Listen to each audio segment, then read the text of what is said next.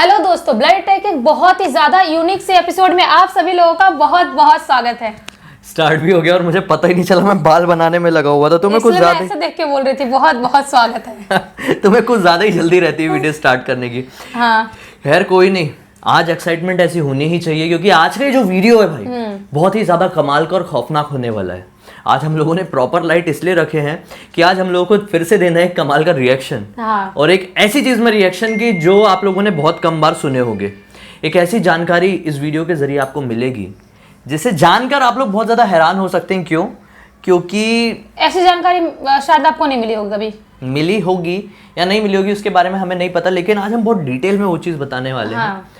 और जो आप ब्लडी सत्य में देखते हैं, स्टोरीज देखते हैं, तो मैं उसमें नॉर्मली स्टोरीज सुनाता हूँ। हाँ। एक स्टोरी टेलर की तरह। कभी मैं ऐसा ऑडियंस बन के वीडियोस को नहीं देखता या ऑडियंस बन के किसी जानकारी को नहीं पढ़ता हूँ, लेकिन ब्लडी टैक्स में ये मौका मिलता है कि मैं ऑडियंस बन के आप लोगों के जैसा ही आप लोगों के बीच में बैठ के ऐसा फील दे रहा हूँ, मतलब कि हम लोग साथ में एक जानकारी को पढ़ रहे हैं और रिएक्शन दे रहे हैं, तो उसका एक अलग ही मजा होता है। तो आज जैसा कि आप टाइटल पढ़ के ये समझ ही गए होंगे कि आज हम रिएक्शन देने वाले हैं हॉन्टेड सॉन्ग्स के ऊपर। कुछ मतलब, ऐसे सॉन्ग्स हैं दुनिया में कि जो मतलब सोचने वाली बात है कि सॉन्ग भी हॉन्टेड हो सकता है। सॉन्ग से मुझे बहुत ज्यादा प्यार है, आप देख सकते हैं, बहुत सारे लोगों ने पिछले वीडियो में नोटिस किए हैं। तो लेकिन मैंने कभी जिंदगी में सोचा नहीं था कि जो गाने होते हैं ये भी श्रापित हो सकते हैं। हॉन्टेड होना तो अलग चीज है, लेकिन श्रापित होना बहुत अलग चीज है। दुनिया में ना श्राप किसी भी चीज से जुड़ सकता है, किसी भी चीज से। वो कोई खिलौना भी हो सकता है, खिलौना के बारे में तो हम लोग बता ही चुके हैं। वो गाने हो सकते हैं, वो फिल्म्स हो सकती हैं, फिल्म्स के बारे में बताए हैं, और आने वाले वीडियो में हम हो सकता है फिल्म्स के ऊपर भी रिएक्शन दें। तो लेकिन आज फिलहाल में हम लोग हॉन्टेड यानी कर्स्ड सॉन्ग्स के ऊपर रिएक्शन देने वाले हैं। तो जिसमें सबसे पहला गाना वर्ल्ड फेमस जिसे सब जानते हैं वो है ग्लूमी संडे। देखो मुझे देजाबू हुआ, अभी देजाबू हुआ। कैसे? देजाबू मतलब क्या होता है आप लोगों को पता है? फिर से हो रहा है और लगातार हो रहा है। कि ऐसा शायद मेरे साथ कभी पहले हो चुका है या मैं ऐसा पहले कर चुका हूँ। लगातार मुझे अभी मतलब 20-25 सेकंड तक देजाबू हुआ। मतलब ऐसा फील हुआ कि सेम इसी लोकेशन में बैठ के इसी तरीके से मैं बात कर रहा हूँ, कैमरे में ऐसे ही देख रहा हूँ, ऐसी ही लाइटिंग जल रही है और इसी चीज़ के बारे में बात कर रहा हूँ। ऐसा लग रहा था कि ये चीज़ मैं आज से 10-15 साल पहले कर चुका हूँ। मेरे साथ भी होता है, मैं निखिल को बताती हूँ, मतलब ऑफ कैमरा बताती हूँ कि ऐसा लग रहा था मैं पहले कर चुकी हूँ। बहुत बार होता है। आप लोगों के साथ होता है ये देजाबू? कमेंट सेक्शन में जरूर बताना। एक्चुअली ये हुआ नहीं रहता है, लेकिन हमें ऐसा लगता है कि ये हुआ है। हाँ। जो इंसान इस चीज को पहले पहचान ले तो वो सिक्स सेंस कहलाता है, और जो नहीं पहचान पाए वही वो देजाबू कहलाता है, जैसे मेरे साथ अभी हुआ। खैर अभी बढ़ते हैं ग्लूमी संडे की तरफ। तो ग्लूमी संडे एक ऐसा सॉन्ग है जिसे अब तक का सबसे खतरनाक और सबसे मनहूस सॉन्ग माना गया है। नहीं, सुनने में बहुत प्यारा लगता है। सुनने में गाना है अच्छा लगता है, ग्लूमी संडे ऐसा अलग सा है, इसी टाइप का। मुझे तो गाना पसंद आया और मैंने ना जाने कितनी बार सुन लिया। मैंने भी बहुत बार सुन लिया। मेरे साथ तो कोई मनुष्यत नहीं जुड़ी। इसकी कहानी ऐसी है कि 1930 के आसपास एक हंगरी का कोई सॉन्ग राइटर रहा होगा जो कि बहुत ज़्यादा डिप्रेस्ड हो गया था। उसे स्ट्रगल कर करके कोई काम ही नहीं मिल रहा था, परेशान हो गया था अपनी ज़िंदगी से। जो भी गाने लिखता था, गाने कभी आगे बढ़ ही नहीं पाते थे, बर्बाद हो जाते थे, ठहर जाते थे। उसने अपने डिप्रेशन के टाइम में जाके इस ग्लूमी संडे सॉन्ग को लिखा, और इस सॉन्ग को लिखने के बाद उसने सुसाइड कर लिया।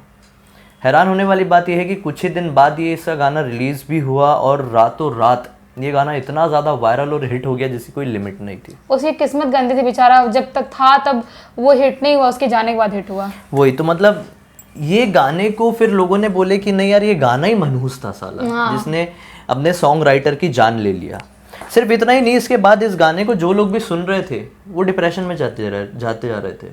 शायद ये जो रेजो सिरस नाम का जो इसका सॉन्ग राइटर था उसका एक श्राप लग गया होगा। एक होता है ना कि एक दुखती आत्मा का वो लग जाता है, या लोग उसमें घुस जाते होंगे, खुद फील करने लगते होंगे। बिल्कुल दो रास्ते होते हैं कि एक तो या किसी का श्राप लग गया होता है, जो श्राप होते हैं ना वो चीजें लगती हैं, या तो आप किसी में घुस जाओ कि हाँ हमारे साथ भी ऐसा ही हो रहा है, या तो कोई इंसान उसमें घुस गया होगा। जैसे कुछ चीजें होती है, अगर मैं वो जानकारी पढ़ लेता हूँ, सुन लेता हूँ ना, तो मैं उस चीज में बहुत गहराई से घुस जाता हूँ। ये चीज़ मेरे साथ तो होती है। और हमारे फॉरेन कंट्रीज की बात करें तो वहाँ के लोग तो बहुत कमज़ोर दिल के होते हैं। सच में बहुत कमजोर है, ऐसा मतलब उनको कुछ भी चुटकी में जाता है। हमको तो इतनी आसानी से कुछ होता भी नहीं, हम देखा जाए इंडियंस तो। नहीं होते इतने कमजोर दिल के। हम हम भले ही भूत प्रेत पे ज्यादा विश्वास करते हैं लेकिन डरते नहीं है। ऊपर ऊपर से सब बोलेंगे कि भाई हमें डर लगता है, लेकिन अंदर वाली बात आती ना तो हम लोग इतने नहीं डरते। मैंने वो लोग नोटिस बहुत किया। डरते, बहुत डरते वो लोग। जैसे हम लोग इतने हॉन्टेड चैलेंज कर लेते हैं, उनमें से ना बहुत कम लोग सोच पाएंगे और उन्होंने बाई चांस कुछ फील कर लिया तो वो डिप्रेशन में चले जाएंगे। और उनको ऐसा लगता है कि जरा सा कुछ भी हो गया ना तो भूतिया चीजें से ही जुड़ा हुआ है। हम लोग ऐसा नहीं मानते, हम लोग को ऐसा लगता है कि ये बाय चांस हो गया होगा। छोड़ो, हो गया होगा, क्या फर्क पड़ता है, ऐसा हमको लगता है। तो ये खास बात है हम इंडियंस के लिए। इस वीडियो को एक बार लाइक जरूर कर देना, इंडियंस के लिए like। बटन दबाओ अभी। खैर आगे बढ़ते हैं। इस गाने को जिस किसी ने भी सुना ना, वो लोग सुसाइड करते जा रहे थे, डिप्रेशन में जा रहे थे। एक टाइम ऐसा आ गया कि वर्ल्ड फेमस हो गया कि ये गाना सिर्फ हिट ही नहीं बल्कि श्रापित भी है और इसको सुनना बंद कर दो। इस गाने को कम्प्लीटली बैन कर दिया गया। कुछ समय बाद हमारे जैसे लोग आए जो चीज़ों से डरते नहीं थे और फिर वो वापस से गाने वानों को जोड़ जाड़ के ढूंढ ढांड के रिलीज करवाया गया और आज आपको यूट्यूब में भी बड़ी आसानी से ग्लूमी संडे आप सर्च कर लो, मिल जाएगा आराम बड़ी आसानी से। आगे बढ़ते हैं और दूसरे गाने की तरफ आते हैं जिसका नाम है माय वे, जो कि फ्रैंक सिनात्रा नाम का एक सॉन्ग राइटर था या फिर सिंगर भी था शायद, ये इसने लिखा था। ये फ्रैंक सिनात्रा की स्टोरी बड़ी ही खतरनाक है यार। एक मैंने ट्रेजेडी बताया था वरुण धवन से जुड़ी हुई। देखो मैंने एक्टर्स से रिलेटेड ना हॉरर स्टोरीज की एक सीरीज बनाया था पहले और शॉर्ट वीडियोस भी मैं आजकल बना रहा हूँ। तो लोग बोलते हैं कि तुमको कैसे पता कि गोविंदा के साथ ये हुआ या वरुण धवन के साथ ये हुआ। भाई मैं न्यूज़ देखता हूँ, मैं इंटरनेट पढ़ता हूँ, मैं आर्टिकल्स पढ़ता हूँ। अगर आप लोग पढ़ेंगे आर्टिकल्स तो आप लोगों को भी पता चलेगा। ऐसे ही गोविंदा की स्टोरी भी मुझे पता चली थी क्योंकि गोविंदा ने कई मीडिया में, कई इंटरव्यू में मतलब ये जानकारी दी थी कि उनका कैसे भूत से इनकाउंटर हुआ था जब वो आउटडोर में किसी हिल स्टेशन में शूटिंग कर रहे थे एक फिल्म की। कुछ लोग बोलते हैं कि आपको आके बताते हैं, नहीं भाई इतनी अच्छी किस्मत नहीं है कि आके बताएंगे हमको। बताएंगे तो फिर तो वो तो बहुत अच्छी बात है। ये सारी जानकारी हमें न्यूज़, मीडिया इंटरव्यूज और इंटरनेट में मौजूद आर्टिकल से ही मिलती है। वो आपको मिलेगा। ऐसी एक और जानकारी वरुण धवन की भी मिली थी जो फ्रैंक सिनात्रा से ही जुड़ी हुई थी। हाँ, ये स्टोरी बताया था तुमने। जब वरुण धवन ABCD 2 की शूटिंग करने गए हुए थे लंदन, तो वहां पे जब वो एक बड़े 5 स्टार होटल में रुके हुए थे तो एक स्वीट जो होता है ना, जो मतलब बड़े लोग ही बुक करते हैं, रूम नहीं होता वो, एक मतलब एक पूरा बहुत बड़ा सा एक घर जैसा ही होता है एक होटल के अंदर। तो वो उस स्वीट में रुके हुए थे जो कि फ्रैंक सिनात्रा का फेवरेट स्वीट था। फ्रैंक सिनात्रा जब भी वहां पे विजिट करते थे वो वहीं पर रुकते थे। तो वरुण धवन ABCD की 2 की शूटिंग के दौरान एक रात वहां पे रुके थे उस स्वीट में। तो क्या हुआ कि उस रात उनको कुछ ऐसा एक्सपीरियंस हुआ जिससे उन्हें ये साफ साफ समझ में आया कि इस कमरे में अभी भी फ्रैंक सिनात्रा की आत्मा है। उनको ऐसा फील हुआ था लिटरली। ये पूरी जानकारी मैं अपने एक वीडियो में दे चुका हूँ। उस वीडियो की लिंक इस वीडियो के डिस्क्रिप्शन बॉक्स में ज़रूर डालूंगा और इंस्टाग्राम में जुड़ जाओ, वहाँ पे मैं शॉर्ट वीडियो बना के बहुत जल्दी डालूंगा। ये पूरी कहानी क्या थी वरुण धवन की और फ्रैंक सिनात्रा की।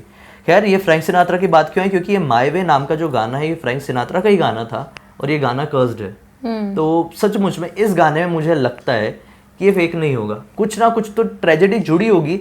क्योंकि वरुण धवन को पता होगा कि नहीं पता होगा मुझे नहीं मालूम माय वे के बारे में, क्योंकि वरुण धवन ने ये बोला था इंटरव्यू में कि मेरे फेवरेट सिंगर थे, यानी मेरे फेवरेट सिंगर हैं अभी भी ये फ्रैंक सिनात्रा। और मुझे ये सब उनके बारे में फील हुआ कि इस कमरे में अभी भी है ये वो। तो अभी इसके बारे में नहीं पता। लेकिन खैर माय वे की स्टोरी ऐसी है कि माय वे गाने को जो कोई भी सुनता था वो हाइपर हो जाता था। मैंने नहीं सुने वो कभी। इतने गुस्से में आ जाता था कि वो मर्डर कमिट कर देता था। हाँ, बैक टू बैक ऐसी कोई तो भी एक जगह थी, यहाँ पे जगह का नाम तो नहीं लिखा है, फिलीपींस में कोई एक ऐसा जगह रही होगी जहाँ पे ये गाना एक क्लब में बजा। उस क्लब में बैक टू बैक एक साथ बहुत सारे लोगों ने एक दूसरे को मार डाले थे। शिट, कैसा गाना यार, मैं ऐसा सुनना चाहूंगी मैं। एक सिक्योरिटी गार्ड था, उसको पकड़ के ले गए पुलिस वाले। उससे पूछे कि क्यों मारा इस आदमी को, तूने क्यों मारा बता।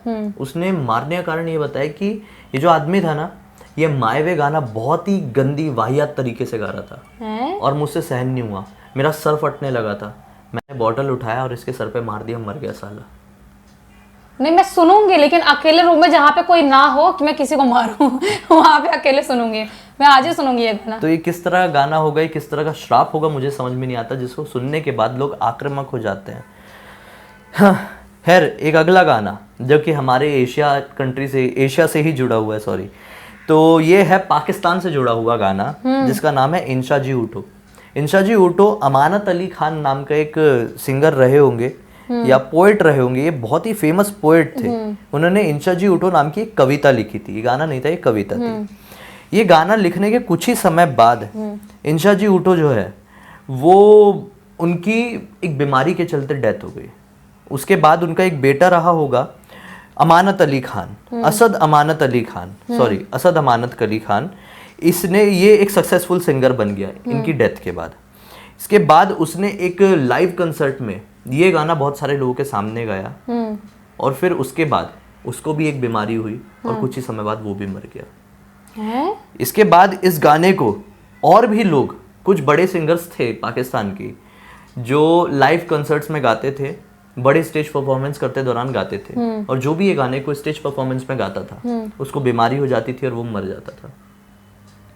इंशा जी उठो ऐसा करके रिलीज हुआ, टेलीविजन में आया, बहुत सारे लोगों ने सुने, लेकिन ऐसा बहुत सारे लोगों के साथ हो रहा था कि जो भी महफिल में ये गाने को गाता था या कविता को गाता था उसको कैंसर हो जाता था और फिर उसकी डेथ हो जाती थी।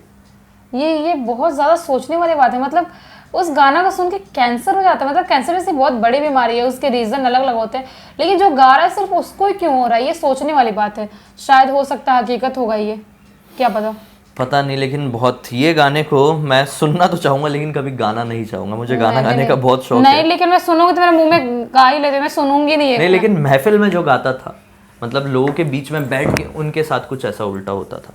अच्छा, फिर अकेले में तो बहुत लोगों ने गुनगुनाए होंगे और शायद आपने भी कभी सुने होंगे और गुनगुनाए होंगे। अगला गाना है क्रॉस रोड नाम का, जो कि रॉबर्ट जॉनसन नाम का एक सिंगर रहा होगा, उसने लिखा था या उसने बनाया था। माना जाता है कि ये भी बहुत स्ट्रगल कर रहा था 1930s के टाइम में, करियर आगे बढ़ नहीं पा रहा था। तो ये एक जगह होगी, उस जगह का नाम जो भी हो, हमें नाम से क्या करना है। वो कहीं घूमने के लिए निकला, अपनी लॉन्ग ड्राइव पे लिए निकला और वहाँ पे क्रॉस रोड मिली। क्रॉस रोड समझते ना कि आपको ऐसी भी जा रही है और ऐसी भी जा रही है, ऐसी क्रॉस रोड उसे मिली। तो उसकी गाड़ी वहाँ पे अपने आप रुक गई।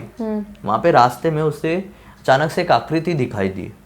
वो आकृति देख के उस समय की जो वाइब्स थी वो फील करके समझ गया कि ये नेगेटिव एनर्जी है और ऐसी वैसी नहीं, वो वाइब बहुत ही ज़्यादा खतरनाक थी, जिसकी वजह से वो समझ गया था कि ये शैतान है। वैसा लगा होगा उसको अचानक से दिखने के बाद, मतलब जो स्ट्रॉन्ग चीज़ें होती हैं वो फटाक समझ में आ जाती है। आ जाती है, सही बात है। शैतान उसके पास आया, बोला क्या चाहिए तुझे, मैं सब कुछ देने को तैयार हूँ, मांग ले। उसने बोला कि मुझे सक्सेस चाहिए, मुझे फेमस होना है, फेमस सिंगर या फेमस सॉन्ग राइटर बनना है। शैतान ने बोला सब कुछ मिल जाएगा। कुछ टाइम बाद उसने माय वे गाने को तैयार किया, रिलीज किया।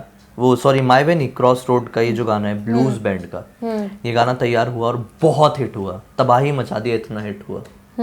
एक ऐसा सिंगर जो कि आगे बढ़ ही नहीं पा रहा था, उसका ये कहना था कि मुझे रास्ते में एक शैतान मिला, शैतान ने मुझे वरदान दिया और बोला जो मांग ले, मांगना है। मैंने मांगा, मैंने गाना लिखा, मैं सुपर हिट हो गया। उसके बाद की सुनो, कुछ समय बाद ये रॉबर्ट जॉनसन फिर से उसी रास्ते से गुजर रहा था, कहीं जा रहा था, उसी क्रॉस रोड से, और उसका एक्सीडेंट हो गया उसी जगह पर और वो ऑन द स्पॉट मर गया। हाँ, तो पता है एक सबसे क्लियर बात बताती हूँ मैं, जो शैतान होता है अगर आपको कुछ दे रहा है तो आपसे उससे 4 गुना ज्यादा आपसे लेगा, वो कंफर्म है। जो ऊपर वाला देता है वो आपको दे देता है, उसमें आपको कुछ नुकसान नहीं होना, लेकिन शैतान देगा तो वो तो लेना ही है। इसलिए उसकी जान चली गई, मतलब जान ले लिया उसका। कभी कभी तो ये लगता था कि इल्यूमिनाती फेक है, लेकिन ऐसी चीजें सुनो पढ़ो तो ऐसा लगता है कि इल्यूमिनाती जैसी चीज इल्यूमिनाती सही है, रही होगी दुनिया में, होती भी हमें नहीं मालूम, लेकिन होती होगी यार। बहुत सारे प्रूफ मिले, कितने प्रूफ मिले इल्यूमिनाती के, बहुत सारे मिले। इसी से मिलता जुलता एक और चीज, एक बहुत फेमस गाना है, डेड मैन्स कर्व। मैंने वो गाना सुना। डेड मैन्स कर्व नाम के इस गाने को जैन और डीन नाम के 2 फ्रेंड रहे होंगे, भाई रहे होंगे, इससे अपन को क्या करना है, लेकिन 2 पार्टनर रहे होंगे, उन लोगों ने गाने को तैयार किए, डेड मैन्स कर्व।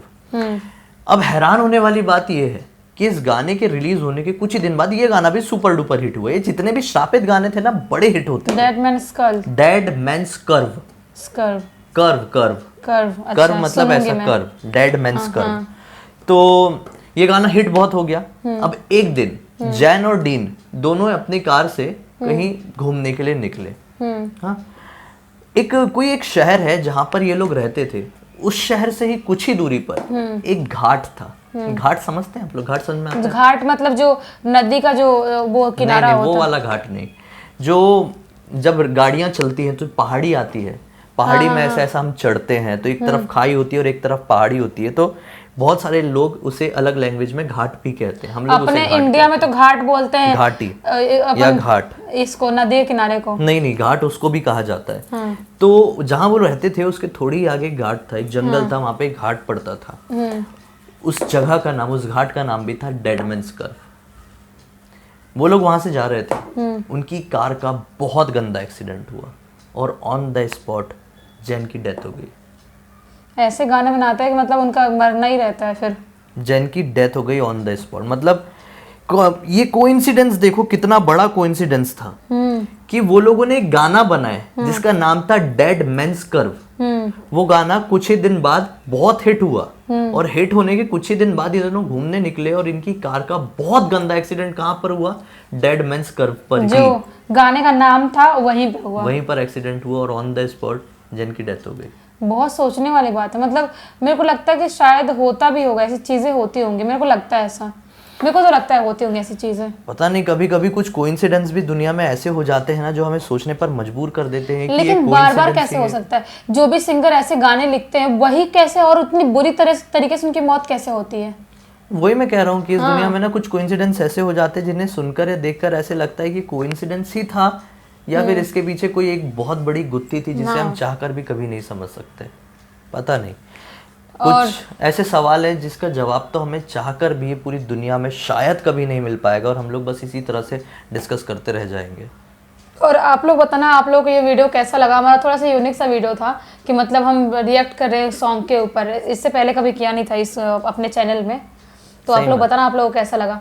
और आप लोग हम लोगों को इंस्टाग्राम पे सबसे पहले फॉलो कर लो, क्योंकि निखिल एक से एक मस्त मस्त वीडियोस डालता है, हॉरर भी और भी अच्छे वीडियोस, और मैं भी अच्छे वीडियोस डालती हूँ, तो मुझे भी फॉलो कर लेना इंस्टा पे आके।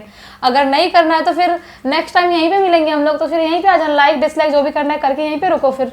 पहली बार हमें देख रहे हैं तो हमारे इस चैनल को सब्सक्राइब करके बेल आइकन को दबा के ऑल के ऑप्शन में क्लिक करना, ताकि हम अगली बार से जब भी आएंगे उसकी नोटिफिकेशन तुरंत आप लोगों के पास पहुंचेगी, वो भी सबसे पहले। ठीक है? और मन नहीं है तो कोई बात नहीं, यहीं पर एक छोटा सा लाइक करके रुक जाओ। हम कल के वीडियो में फिर से मिलते हैं, तब तक के लिए बहुत बहुत धन्यवाद।